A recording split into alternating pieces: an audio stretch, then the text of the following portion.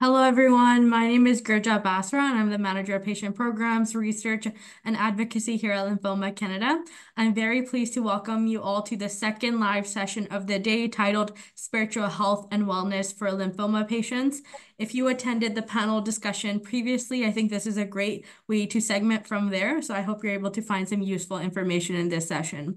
Just before we start, I do want to go through a few housekeeping items as always. So this Zoom software does not allow you to access your camera or your microphone, but if you do have a question, please be sure to enter it into the chat box at any time during the presentation, and we'll be sure to answer them at the very end. With that said, to introduce our speaker today, we have here Allison Cumming, who is a certified spiritual health practitioner at BC Cancer. Allison has her master's in theology and has postgraduate training in clinical psychospiritual education by the Canadian Association for Spiritual Care, end-of-life doula training from Douglas College, and is a licensed minister. She has a deep love of the arts, engaging creativity in all that she does. And she's also an intercessor, a vocalist, and a playwright, and enjoys working with poetry, watercolor, and pastels as part of her self-care time, which is very important, of course. So thank you, Allison, for joining us today, and you can get started as soon as you're ready. Thank you. I'm delighted to be here.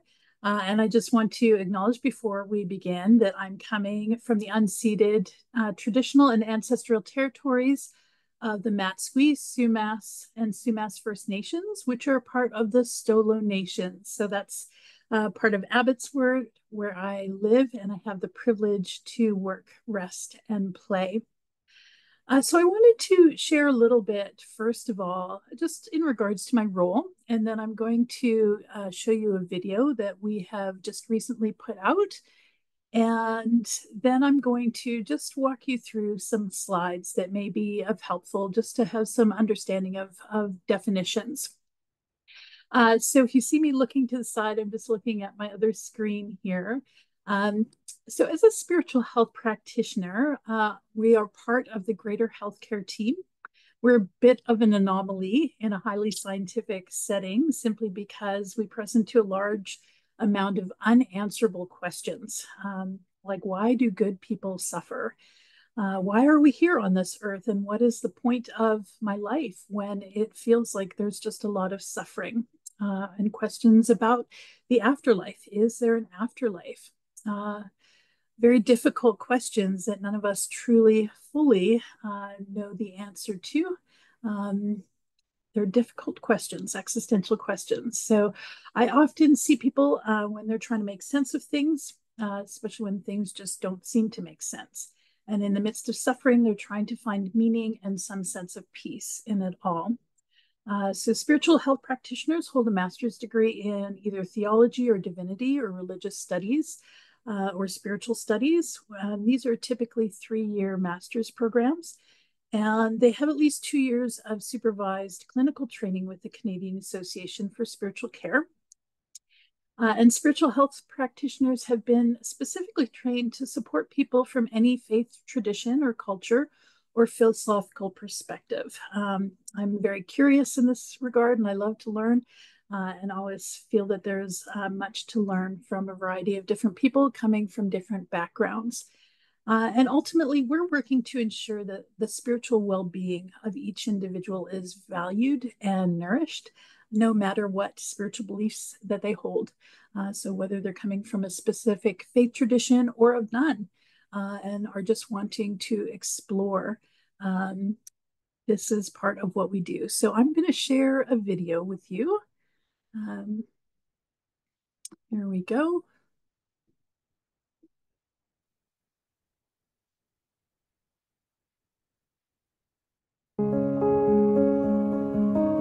When a person is diagnosed with cancer, they may feel like their body has betrayed them. They may have feelings of uncertainty and fear. Relationships may be stressed. The world may feel like it's been turned upside down, or they may not enjoy the life they used to. It's not just their body that is affected by the illness. Their emotions, thoughts, and spirit are too. Spiritual health is a part of person-centered care, which includes all dimensions of a person: mind, body, spirit, and emotion. Many people believe that spirituality is a core part of humanity, one's ultimate source of meaning and purpose in life, the heart and soul that helps form their identity. It's a person's connection to an understanding of self, family, others, nature, their higher power, or higher self. It's not the same as religion, but religion can be included as part of one's spirituality. Clinical spiritual care is part of this holistic approach to healthcare. Attending to one's spiritual health is vital to overall well-being and can be included in each patient's healthcare plan.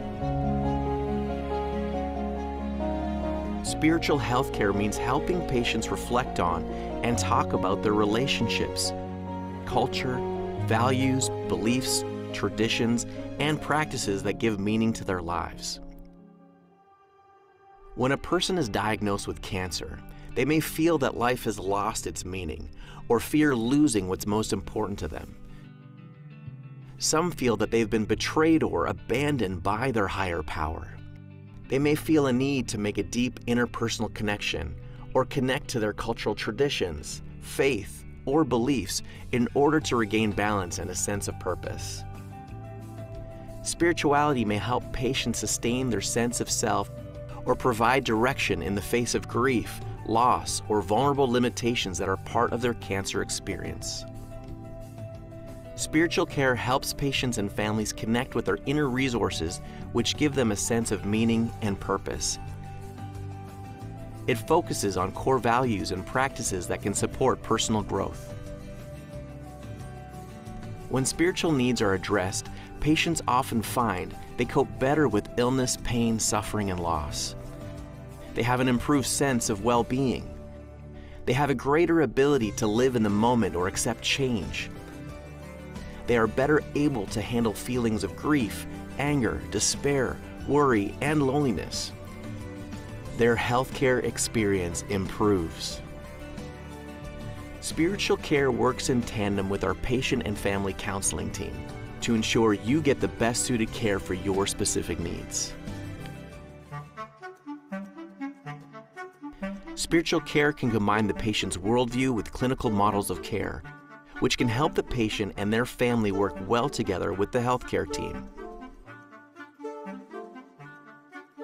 A patient can ask for spiritual care when they're having difficulty coping with a new cancer diagnosis, prognosis, or an upcoming procedure, looking for ways to make sense of their current reality, or are feeling distress or a lack of spiritual well-being, wanting a spiritual practice or religious ritual performed, wanting to connect with a faith leader, clergy, or a cultural group in the community, or if they're making decisions about changing their healthcare plan in ways that honor their spiritual beliefs.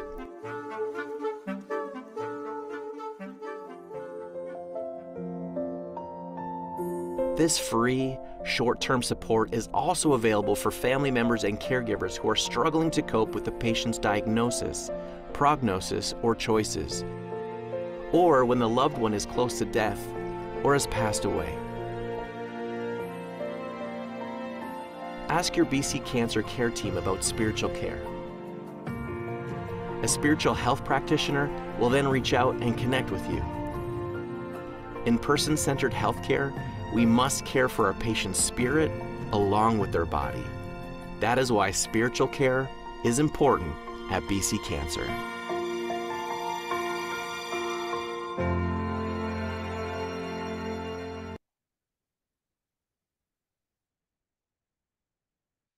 So I'm just going to share my slides with you now. You might see a bit of a black bar that has come across, but eventually, hopefully it will fade. There we go. So I find it always helpful to start with a basic definition of spirituality. And the reason why is because often I've found that people equate spirituality with religion, but it's actually much broader than that. So what is spirituality? Spirituality is an intrinsic aspect of humanity through which persons seek their own ultimate meaning, purpose, and transcendence. People experience spirituality through their relationship to self, family, others, community, society, nature, and the significant or sacred. Spirituality is expressed through beliefs, values, traditions, practices, rituals, and experiences. One of the things that I look for when I'm meeting with patients is spiritual distress. So, what is spiritual distress?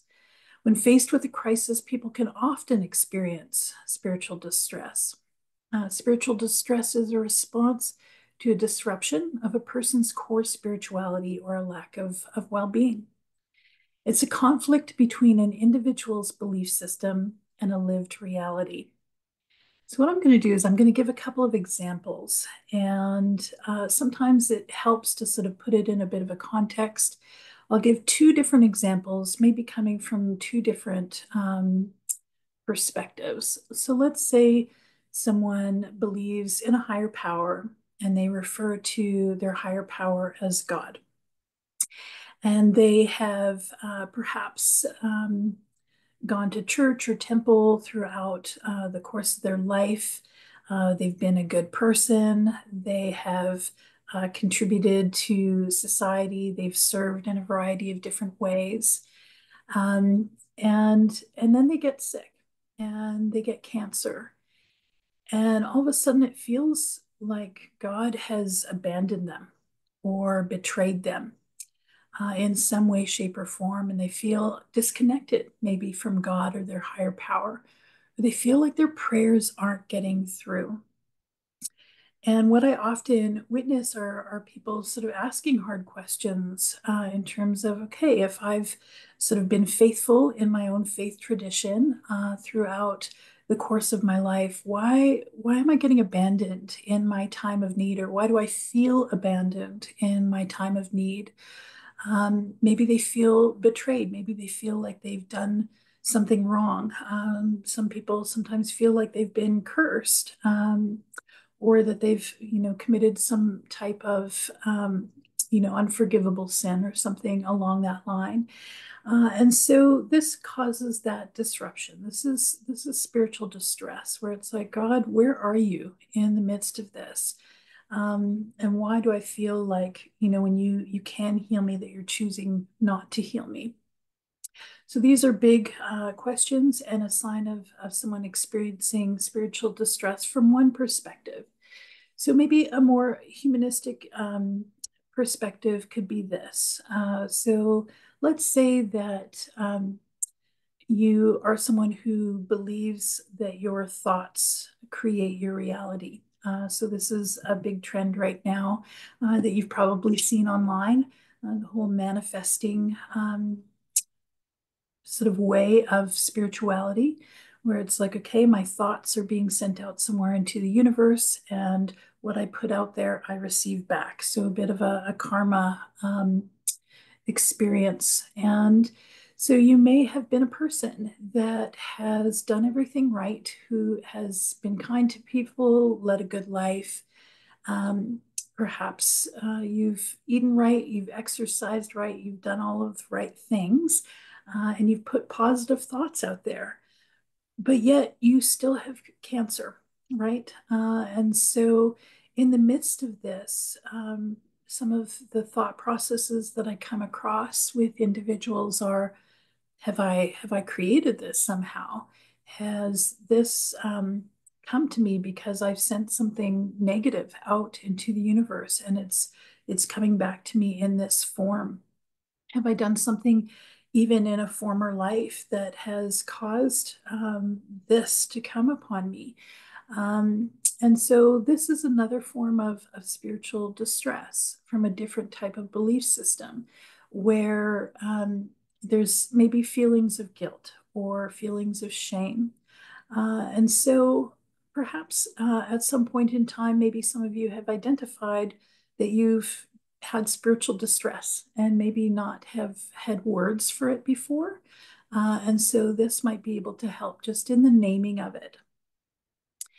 Then there's existential distress. Existential distress, maybe some people are a bit more familiar with, and it happens when people think about their own loss of life. So it includes feelings of helplessness or worry, loneliness or fear of death, and loss of meaning and purpose. And with existential distress, you may lose a sense of that meaning and purpose in your life. You may feel that you don't have a reason to live and say things like, what is the purpose of my life now? I'm not really living. I'm just existing. So you may feel overwhelmed and say, I'm scared or I don't know how I'm going to cope. And these are just really common responses to a critical illness. And these feelings are temporary and can be managed, but it's certainly something that we look out for. So many of you should have access to spiritual care, spiritual health practitioners, or spiritual care through your cancer agency in your own province. And many of the spiritual care referrals look like this. So we're looking for people who are experiencing spiritual and existential distress, patients who desire to explore their spirituality and develop it as an inner resource to help bring a sense of peace, to help find ways of connecting with the transcendent or finding meaning and purpose. Patients who would like to discuss end-of-life issues or concerns, or even discuss MAID from a spiritual perspective. Patients who would like to have a specific rite or cultural or spiritual practice. And sometimes we can provide those, or we bring in other people who can provide those. So patients as well who would like to connect with clergy from a specific faith tradition. So I have a list of people within the community, whether it's a Catholic priest or an imam, maybe a Sikh priest, an Indigenous elder. We have access to these people who are willing to come and just give spiritual care when it's sort of most suitable in that regard. So one of the things that we look at often, specifically with meaning and purpose, is meaning making, and specifically meaning making in the midst of suffering. And so Viktor Frankl, some of you may be familiar with him and his work. He was an Austrian psychiatrist and a Holocaust survivor who believed that the creation of meaning was the main source of human motivation. He explored this in his best-selling book, Man's Search for Meaning. So I don't know if any of you read that, but it's a good book. Viktor Frankl believed that people want to find meaning in their existence and that people find meaning through a variety of different ways. So this might be something just to look at for yourself to see where you feel already you're connecting with meaning and finding meaning in your life, but also maybe where something is missing. So he believed that they find meaning through their engagement with life, through love and relationships and humor, as well as beauty and art and nature. He believes that people find meaning through their engagement with life, through work or service that they do, as well as hobbies and activities. And connecting their understanding of their own past, present, and future legacies, the long-lasting impact of a person's life. So when we talk about our past legacy, it's really about what has been given to us from our family, values and traditions that have been passed down, cultural traditions that have been passed down. And maybe for some of you, you have even, you have your own understanding of what your spirituality is because it's been passed down through your family. And maybe others of you didn't have anything that was sort of specifically named, or you weren't a part of any particular faith tradition at all. And you have been trying to find your way now and seeing what you align with. And these are all good things. And the present life that we live, everything that we do now, this is part of our legacy. We're building into our legacy presently in terms of who we've become, how we've impacted the lives of those around us, what we've accomplished, and then thinking towards future legacy, just in terms of the lasting impact that we all leave with our lives, and how we want to be remembered. And these are all important things to invest in. And lastly, Frankl believed that people found meaning in their choice of attitudes, even in the face of difficult situations or suffering. That Frankl believed that finding meaning amidst suffering could even help decrease suffering. So this is quoting from Viktor Frankl. Any attempt to restore a person's inner strength has first to succeed in showing them some future goal. What was really needed was a fundamental change in our attitude towards life. It did not really matter what we expected from life, but rather what life expected from us. It did not really matter what we expected from life, but what life expected from us. I love that. We needed to stop asking questions or asking about the meaning of life, but instead think of ourselves as those who are being questioned by life. Viktor Frankl's core theoretical belief was that by choosing our attitude towards suffering and circumstances that are beyond our control, we may find meaning in life and find a way to transcend such limitations. Frankl suggested that our last vestige of human freedom was the freedom to choose the attitude we take towards suffering and all of life's circumstances. When all else has been stripped away, physical, mental, emotional, and spiritual well-being, we still have the capacity to choose how we respond to any given circumstance. Often it is just such an exceptionally difficult external situation which gives one the opportunity to grow spiritually beyond themselves. So meaning making, as you can see, is a large part of it in being able to know and identify what is giving us a sense of meaning and purpose, even in the midst of difficult times. Another thing I look for is peace. Do the people that I work with have a sense of peace? Many of them are looking for peace. And so we look at relationality. So we're relational beings. And so we look at relationships from different aspects. So learning about ourselves, our relationship with ourselves, and even the self-compassion that we offer ourselves. I don't know if any of you are familiar with Dr. Kristen Neff's work. She's got a website, www.selfcompassion.org, I believe it is. And she's got some great resources on self-compassion. So if that's something that's of interest to you, I would encourage you to just check that out.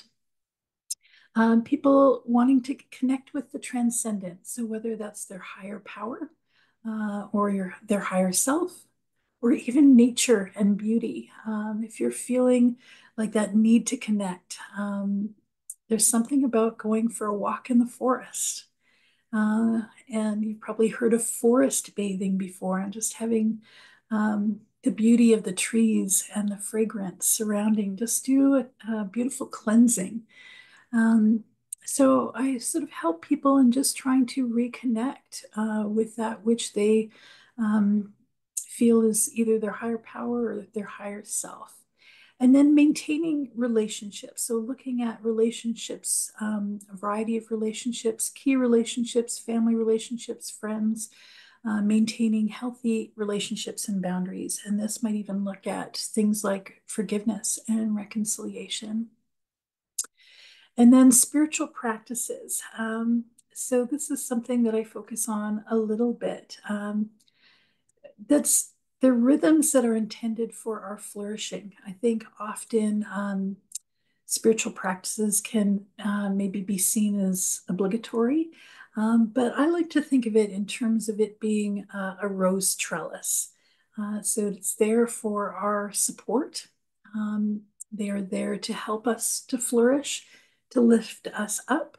Um, but that it shouldn't be a have to or an obligation. So some that are spiritual practices that people try out if they aren't already: prayer, meditation, and breath work, worship or attending mass or a service or a temple of sorts, maybe fasting, and not even necessarily fasting from food, but fasting maybe from social media for a while and just quieting our minds.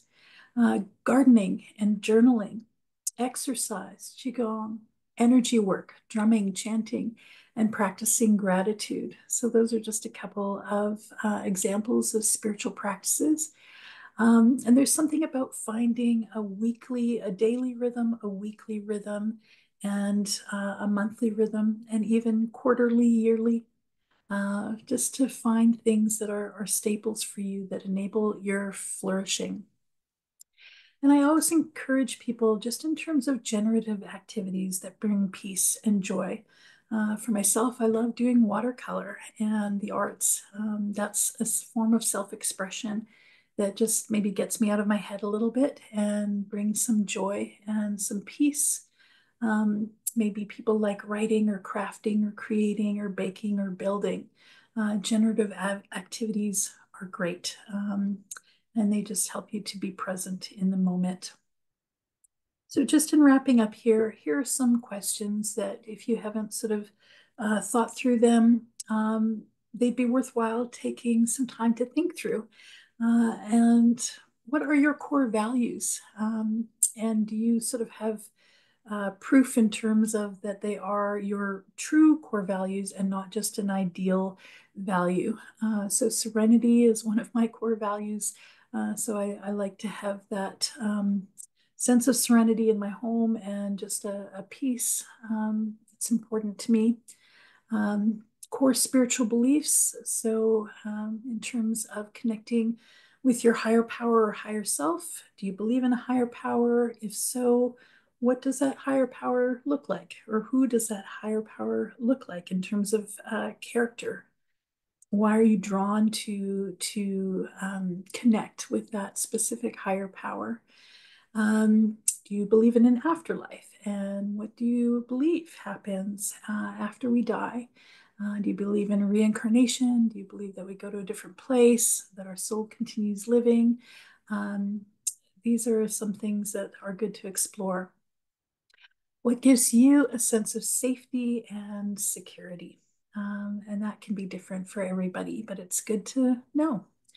What gives you a sense of having a firm foundation and being rooted so that when those winds of storm come, you're not easily uprooted, but that you have a firm foundation. What do you have faith in? And so, years ago, if you were to trying to explain over 100 years ago what the internet was to people, they would have a very difficult time believing it and just trying to wrap their brains around it. It's like before planes were invented, to try and describe what a plane was, being able to fly from one part of the earth to the other like a bird, and in a bird, so to speak. Um, and so you can look at a plane from afar and sort of say, yeah, I believe that that flies through the air, but to have faith is to actually get into the plane, if that makes sense. So each of us in our lives, we each need to take a leap of faith at some point or another. And sometimes facing a critical illness is that moment where there's a leap of faith. Where we would like to have all the answers written out and know all of these things, but we don't. We don't know a lot of these answers to these big existential questions. So at some point in time, we just kind of have to take that leap of faith. And finally, what leads you towards love and hope and peace and joy, and that these should be threads that you follow, that you're drawn towards. So there we go. That is my presentation, and your questions are welcome. Thank you, Allison, for that lovely video at the start and for the introduction into spiritual health and care. I know at the start you mentioned upon diagnosis, many people might begin to question their beliefs or think that they did something wrong. And in our last panel discussion, Jean had talked a little bit about that. So I know that's a feeling that many may resonate with. So thank you for touching on that. So just a reminder to the audience, if you do have a question, please be sure to enter it in the chat and we'll try and get through as many as possible. So we did have a question come in asking, they commented first saying this was a great session. I previously haven't heard of spiritual health practitioners. Are these practitioners commonly found in other cancer centers other than BC Cancer? And can any patient request this? Yes, and yes. I would find it funny if there wasn't a spiritual health practitioner that was available to you, either in the hospital system that you are with or the cancer centers that you are part of.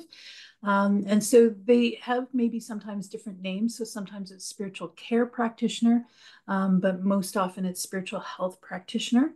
We are a part of the Canadian Association for Spiritual Care, and we do that additional training. So we should be throughout Canada. I know of many throughout Canada, so I would be surprised if there wasn't any. And sorry, the second question, yeah, anybody can refer. So for us at BC Cancer, it's for patients and family. And so if you're a family member, you can self-refer, you can go through your counseling group. They should be able to guide you to that. If you're a patient, you should be able to self-refer. It really is for anybody in that regard. Thank you, Allison, for clarifying that. Next question here. Can you elaborate on how spiritual health practices particularly help patients navigate feelings of grief or loss associated with their diagnosis? Yeah, I mean, that's a big question that probably takes a lot of time. And it would depend on really the individual's belief system. For some, it's very much a matter of having an understanding of what happens after death. That is a big question that I find I come across. People just maybe not having a sense of what they truly believe in, or maybe some of the things that they've been taught when they were younger scares them. So I think that having an understanding of what their true belief system is in terms of what they're willing to align with, that can help. Also having sort of that connection to a higher power or higher self that sort of helps to gain a sense of peace and well-being, and knowing that the floor isn't going to fall out underneath them. Like the anxiety is very much of, am I going to be able to cope? How am I going to be able to cope? And so spiritual practices like meditation and breath work can help just ground people and stay present in the moment rather than worrying about the future. Prayer also can be another spiritual practice that can help them to feel connected. I see people come unraveled a lot. And so to be able to trust that there's something, a strength that is beyond yourself and beyond your own strength, is actually really comforting to people, knowing that they don't have to sort of deal with this alone or go through this alone. And so prayer sometimes can be a real comfort to people. Thank you, Allison, on that quick overview. And lastly, are there online opportunities if patients are in rural communities for spiritual care, of course? Yes.